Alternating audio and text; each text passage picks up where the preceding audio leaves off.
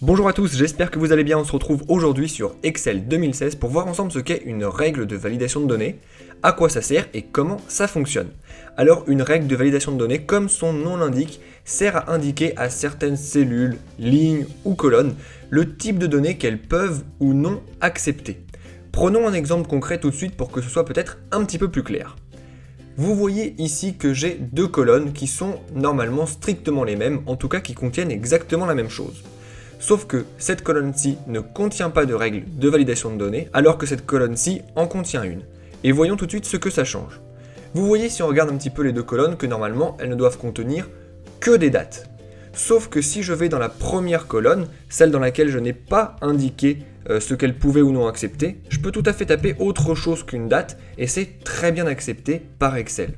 Alors que si je vais dans celle d'à côté, dans laquelle j'ai mis en place une règle de validation, lui indiquant qu'elle ne pouvait accepter que des dates, et bien si j'essaie de rentrer autre chose, ça ne fonctionne pas. J'ai un message d'erreur qui s'affiche, qui me dit que je ne dois rentrer que des dates, et qui me précise même que ces dates doivent être créées à partir de 2004 et pas avant. Et je ne peux pas forcer la complétion des données, je ne peux que annuler. Voilà donc à quoi sert une règle de validation des données dans Excel 2016. Voyons tout de suite comment en mettre une en place. Pour créer une nouvelle règle de validation de données, je dois commencer par indiquer à Excel sur quelle cellule cette règle va s'appliquer. Ici, je veux que ma règle s'applique sur toutes les cellules de la colonne A, je vais donc sélectionner toute ma colonne A directement. Une fois que ceci est fait, je vais tout simplement me rendre dans l'onglet Données de mon ruban, puis dans Validation des données. J'ouvre un petit menu déroulant qui me laisse différentes options, et je vais me rendre dans Validation des données pour créer une nouvelle règle.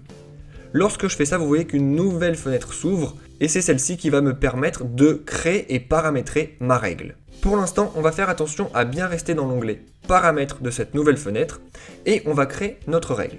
Alors nous, notre critère de validation est la date, donc il faut autoriser uniquement les dates, et on a dit qu'on voulait également aller un petit peu plus loin en autorisant uniquement les dates à partir de 2004.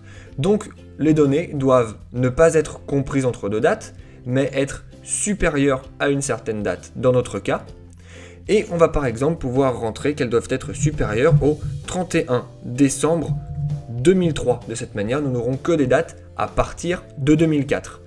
Une fois que notre règle est correcte, nous pouvons tout simplement la valider et normalement elle est appliquée. Si je retourne dans ma colonne et que j'essaie de rentrer quelque chose qui n'est pas une date, vous voyez que ça échoue.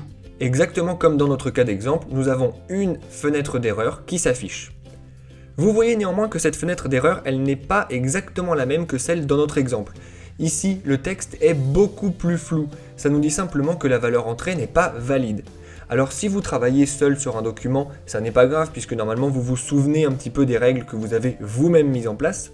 Mais par contre, si d'autres personnes sont amenées à travailler sur le même document, leur mettre quelque chose de plus clair va pouvoir peut-être les aider à mieux comprendre ce qu'elles doivent faire. On va donc tout de suite essayer de personnaliser cette fenêtre d'erreur.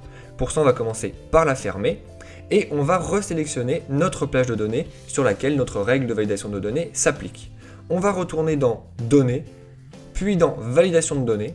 On va à nouveau ouvrir Validation de données pour avoir notre fenêtre qui nous permet de paramétrer notre règle. Et cette fois-ci, au lieu de rester dans Paramètres, on va se rendre dans Alerte d'erreur. Et c'est ici qu'on va pouvoir changer le titre et le message d'erreur. Je vais donc pouvoir mettre par exemple date uniquement. Et en message d'erreur, je vais pouvoir mettre par exemple après 2003, histoire de donner une indication supplémentaire aux autres utilisateurs. Une fois que je suis satisfait de mon message d'erreur, je peux le valider. Et si je vais à nouveau dans ma colonne et que je tape n'importe quoi, là j'ai le nouveau message d'erreur qui s'affiche et qui est beaucoup plus clair. Vous savez donc comment maintenant mettre en place des règles de validation de données à l'intérieur d'Excel 2016 et vous savez ce qu'elles peuvent vous apporter. A noter avant de nous quitter que vous pouvez aller encore plus loin en précisant par exemple que certaines valeurs peuvent être acceptées alors que d'autres valeurs ne peuvent pas être acceptées sur un même type de données. Qu'est-ce que ça veut dire ? Ça veut dire que par exemple, dans cette colonne qui ne contient que du texte, je peux même préciser que ce texte ne peut être que monsieur, madame et même ajouter une liste déroulante pour faciliter le travail. Mais nous verrons ceci dans une autre vidéo qui sera dédiée à la création de listes déroulantes.